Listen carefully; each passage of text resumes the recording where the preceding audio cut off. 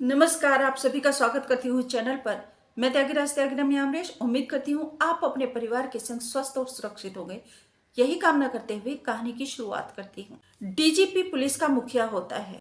कुछ साल पहले कर्नाटक पुलिस के पूर्व डीजीपी, जिनके ऊपर कर्नाटक पुलिस का पूरा जिम्मा था, कानून व्यवस्था और पब्लिक की सुरक्षा का जिम्मा था, लेकिन वही डीजीपी अपने घर के अंदर मृत पाए गए। रविवार की शाम को लगभग 4:30-5 बजे के आसपास पुलिस को एक फोन गया। सूत्रों से जानकारी मिली है कि वह फोन डीजीपी की पत्नी पल्लवी का था।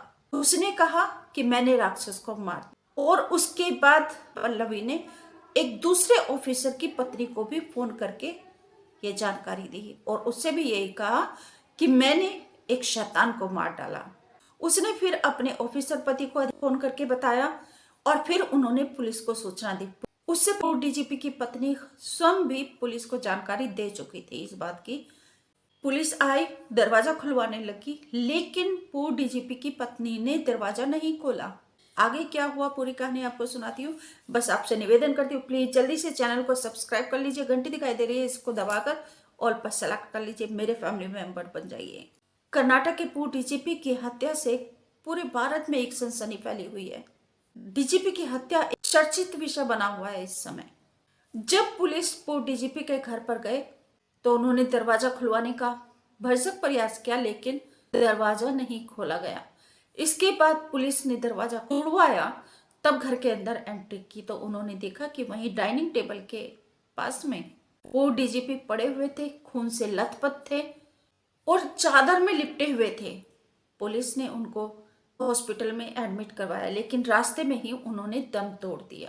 जब पुलिस घर में गई तो उनकी पत्नी दूसरे कमरे में थी और बेटी दूसरे कमरे में बंद थी। बेटी ने दरवाजा नहीं खोला, बेटी के कमरे का दरवाजा भी पुलिस ने तुड़वाया। वो डीजीपी के आसपास 2 चाकू पड़े हुए थे, एक बोतल पड़ी हुई थी, डाइनिंग टेबल के ऊपर एक प्लेट थाली रखी हुई थी, वह भी खून से सनी हुई थी। सूत्रों से जानकारी ऐसी मिली है कि पूर्व डीजीपी लंच कर रहे थे। दोपहर का लगभग 2:30-3 बजे थे और पति पत्नी में किसी बात को लेकर बहस छिड़ गई और बहस इतनी बढ़ी कि पत्नी ने मिर्ची पाउडर का डब्बा रखा था, पहले तो डीजीपी के मुंह पर मिर्ची का पाउडर फेंका। वह चिल्लाने लगे जब उनकी आंखों में मिर्ची लगी। इसी बीच मौका देखते ही पत्नी पल्लवी ने चाकू से हमला कर दिया। उनको रस्सी से बांधा और उनके ऊपर चाकू से ताबड़तोड़ हमला कर दिया। जानकारी यह भी मिली है कि पल्लवी के साथ उनकी बेटी कीर्ति ने भी अपने पिता के ऊपर हमला करने में साथ दिया है। अब पुलिस ने वरिष्ठ अधिकारी उनको भी वहां पर बुला लिया और वरिष्ठ अधिकारियों ने फोरेंसिक टीम को भी मौका वारदात पर बुला लिया। वहां से सारे सबूत इकट्ठे किए गए हैं। 2 चाकू और बोतल भी कब्जे में ले ली है, वह चादर भी कब्जे में ले ली है, खून से सनी हुई प्लेट भी ले ली है और पूरे अपार्टमेंट को सील कर दिया। डेड बॉडी को पोस्टमार्टम के लिए भेज दिया। उधर पूर्व डीजीपी के बेटे कार्तिकेश ने एक शिकायत पत्र दिया है पुलिस को और उसमें अपनी मां और बहन के खिलाफ नामजद रिपोर्ट दर्ज कराई है। इसी शिकायती पत्र के बिहार पर पुलिस ने सोमवार की सुबह को पूर्व डीजीपी की पत्नी पल्लवी और बेटी कीर्ति को हिरासत में लेकर उनसे पूछताछ करना शुरू किया। उधर पोस्टमार्टम की रिपोर्ट भी आ गई। रिपोर्ट में उनके ऊपर लगभग 15 से 20 वार चाकू से किए हुए, 5-6 वार तो उनके पेट में किए गए थे, छाती में, हाथों में उनको बुरी तरीके से चाकू से गोदा गया था। ऐसा कौन सा विवाद था जो पत्नी इतनी हिंसक बन गई? वो डीजीपी की जिसके जिम्मे कर्नाटक राज्य की पूरी कानून व्यवस्था और पूरी पब्लिक की सुरक्षा की जिम्मेदारी थी, वह अपने घर में अपनी भी सुरक्षा नहीं कर पाए। मीडिया रिपोर्ट्स में पुलिस सूत्रों के द्वारा यह भी बताया गया है कि जब पूर्व डीजीपी की पत्नी ने उनको चाकू से गोद डाला तो पूर्व गिर पड़े थे और लगभग जमीन पर गिरकर वह 20 मिनट तक तड़पते रहे थे। पोस्टमार्टम के बाद सोमवार को पूर्व डीजीपी ओम प्रकाश का अंतिम संस्कार पूरे राजकीय सम्मान के साथ किया गया बेंगलुरु के विल्सन गार्डन के शमशान घाट पर। उनका अंतिम संस्कार उनके बेटे कार्तिकेश ने किया और उनको श्रद्धांजलि देने के लिए उनके दोस्त, रिश्तेदार सभी एकत्रित हुए। का संस्कार बेंगलुरु के विल्सन गार्डन के घाट में किया गया। पुलिस ने जब पत्नी और बेटी से पूछताछ की तो पता चला कि वह लगभग 5-6 महीने से पूर्व डीजीपी अपने साथ एक पिस्टल रखते थे। रविवार के दिन भी जब पति पत्नी दोनों की बहस हो गई तो उस समय भी पूर्व डीजीपी के पास उनकी पिस्टल थी। उन्होंने पत्नी को धमकी दी, जिसके कारण पत्नी गुस्से में आ गई और तैश में आकर उन्होंने पहले मिर्ची का पाउडर डीजीपी की आंखों के ऊपर, उनके चेहरे के ऊपर फेंका और मिर्ची डीजीपी की आंखों में भर गई थी, जिससे वे चिल्लाने लगे थे। और मौका देखते ही उनकी पत्नी पल्लवी ने बंधक बनाकर उनको फिर चाकू से गोद डाला। घटना के समय पूर्व डीजीपी लंच कर रहे थे। उनके प्लेट में दो मछलियां थी, दो प्रकार की मछलियां थी।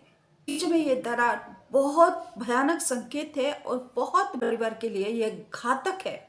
आखिर कौन है कर्नाटक के पूर्व डीजीपी? इन्हें उनके ही घर में उनके ही परिवार के लोगों ने चाकुओं से कूदकर मौत के घाट उतार दिया। तो पूर्व डीजीपी ओम प्रकाश गुप्ता मूलतः बिहार के चंपारण जिले के रहने वाले थे। चंपारण जिले का पिपरासी गांव के रहने वाले थे। उनकी प्रारंभिक शिक्षा चंपारण में ही हुई। उसके बाद उन्होंने बीएससी किया वहीं से, और उसके बाद उन्होंने फिर जियोलॉजी में एमएससी की डिग्री उन्होंने ली। पूर्व डीजीपी ओम प्रकाश गुप्ता एक प्रतिष्ठित अधिकारियों में गिने जाते थे। अगर उनके करियर की बात करें तो एमएससी की डिग्री प्राप्त करने के बाद उन्होंने 1981 में यूपीएससी की परीक्षा दी। परीक्षा में वह पास हो गए और उनको कर्नाटक का कैडर मिला। कर्नाटक कैडर में उनकी पहली तैनाती एएसपी के पद पर, अतिरिक्त पुलिस अधीक्षक के पद पर जिला बेल्लारी में हुई, जिसे आजकल हरपन्नाले के नाम से जाना जाता है। परिवार में पत्नी पल्लवी, बेटी कीर्ति छोटी है, बड़ा बेटा है कार्तिकेय। आईपीएस ओम प्रकाश गुप्ता को कर्नाटक के विभिन्न जिलों में तैनाती मिली कार्य करने के लिए। आईपीएस ओम प्रकाश गुप्ता ने विभिन्न विभागों में कार्य किया। होमगार्ड, इन्फोर्समेंट, अग्निशमन, सीआईडी के वरिष्ठ पदों पर उन्होंने कार्य किया और वे 2015 में कर्नाटक के डीजीपी बनाए गए थे और 2017 में वह रिटायर हुए थे पुलिस विभाग से। किंतु रिटायरमेंट के बाद भी उनको कर्नाटक का लोकायुक्त बनाया गया था। आईपीएस ओम प्रकाश गुप्ता का एक चंदन बागान भी था, जो उन्होंने 2011-12 में सुपा तालुका के नगोड़ा गांव में खरीदा था और वह अक्सर आराम करने के लिए यहाँ पर उन्होंने फार्म हाउस बनवाया था और वह अक्सर अपने खाली समय में आराम करने के लिए अपने फार्म हाउस पर ही जाते थे। उन्होंने अपने चंदन बागान में काली मिर्ची, केले और यहाँ तक कि मखानों की खेती की। उन्होंने अब काली नदी के किनारे पर काफी जमीन भी खरीदी थी और वह उस जमीन में रोड बनाना चाहते थे। उसमें हमें यह भी जानकारी मिली है कि लगभग या 5-6 महीने पहले की बात, पूर्व डीजीपी की पत्नी पल्लवी एचएसआर लेआउट के पुलिस स्टेशन में गई थी। एक शिकायत की एप्लीकेशन दी, जिसमें उन्होंने बताया कि उनके पति पूर्व डीजीपी उनकी हत्या कर सकते हैं, उनको डर लगता है और उनकी जान को खतरा है, किसी भी वक्त कुछ भी हो सकता है। लेकिन पुलिस ने उनकी शिकायत पत्र को नहीं लिया था, जिससे नाराज होकर पल्लवी वहीं पुलिस स्टेशन के बाहर धरने पर बैठ गई थी। फिर जैसे तैसे उनको समझाकर घर पर वापस भेजा। दूसरी तरफ पूर्व डीजीपी के जो भी जानने वाले हैं, जान पहचान वाले लोग हैं, बाकी जो अधिकारी हैं जिनके संपर्क में वह रहते थे, तो उन्होंने ये बताया कि पूर्व डीजीपी को भी खतरा है और उनको अपने ही घर के अंदर उनका कोई अपना ही करीबी उनके साथ दुश्मनी निकालने वाला है, कभी भी उनके ऊपर जानलेवा हमला कर सकता है। और इस अंदेशे के कारण पूर्व डीजीपी ने भी पुलिस थाने में अपनी शिकायत पत्र दिया था। सोमवार 21 अप्रैल की सुबह को बेटे कार्तिकेश की नामजद शिकायत पर एफआईआर दर्ज कर ली गई है और इसी बिहाफ पर पत्नी पल्लवी और बेटी कीर्ति को पुलिस ने हिरासत में लेकर उनसे पूछताछ करना भी शुरू कर दिया। अपने शिकायत में बेटे ने बताया कि मां दिमागी रूप से अस्थिर थी और उनका इलाज भी चल रहा था। पुलिस को जो शिकायत दी गई है उसके आधार पर 103, 103(1), 103(3) और 103(5) के तहत एफआईआर दर्ज की गई है। एक इंस्पेक्टर ने पूर्व डीजीपी के रिश्तों की कहानी बताई है। उन्होंने बताया है कि पूर्व डीजीपी की पत्नी पल्लवी लगभग पिछले 12 सालों से सिजोफ्रेनिया से पीड़ित थी और उनका इलाज भी चल रहा है। वीआईपी सिक्योरिटी के इंस्पेक्टर श्रीनिवास ने बताया कि पूर्व डीजीपी और उनकी पत्नी के बीच में सामान्य रिश्ते नहीं थे। श्रीनिवास ने बताया कि पूर्व डीजीपी की मौत से कुछ घंटे पहले ही उनकी पूर्व डीजीपी के साथ में बात हुई थी।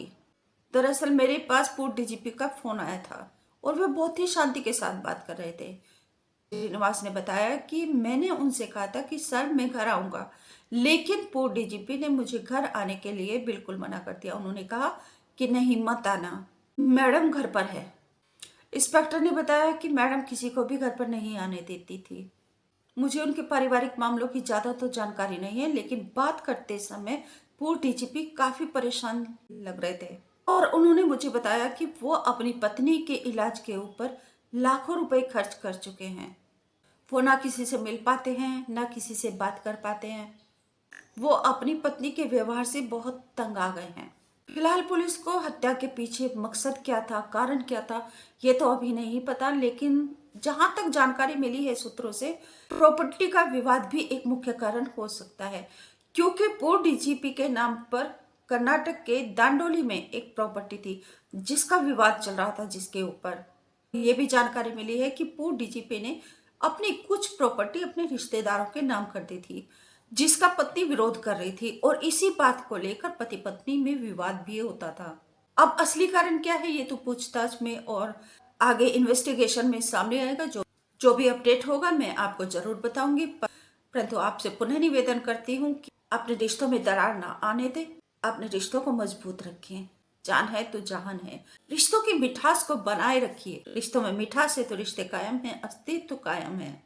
अगर अभी तक आपने चैनल को सब्सक्राइब नहीं किया तो जल्दी से चैनल को सब्सक्राइब करके घंटे को दबा दीजिए, ऑल पर सेलेक्ट करके मेरे फैमिली मेंबर बन जाइए। वीडियो को लाइक करके शेयर जरूर कर दीजिएगा। और एक आप रिश्तों के बारे में क्या सुझाव देना चाहते हैं, कैसे इनको मजबूती प्रदान करें, दरकते रिश्ते कैसे इनको मजबूत बनाएं, अपना सुझाव अपनी प्रेरणा मुझे जरूर दीजिए। पुनः आपसे निवेदन करती हूँ कि वीडियो को लाइक करके शेयर जरूर कर दीजिए, ताकि सभी को जानकारी मिले कि आखिर एक आम इंसान नहीं, बल्कि जो बड़े बड़े ओहदे पर बैठे लोग भी इस नासोच से ग्रस्त हैं। नमस्कार, थैंक यू।